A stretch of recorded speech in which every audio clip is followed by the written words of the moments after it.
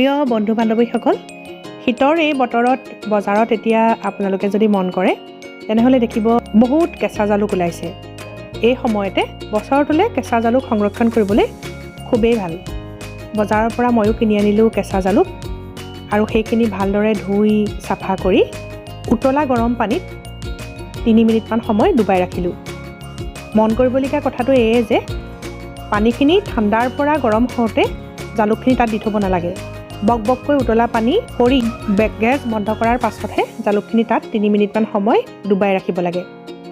তাৰপাছত জালুকখিনি চালনীলৈ উলিয়াই ৰাখিলোঁ। লগে লগে ক'লা পৰি নাহে, কিন্তু যেতিয়া ঠাণ্ডা হৈ যাব জালুকখিনি নিজে নিজেই ক'লা পৰি আহিব।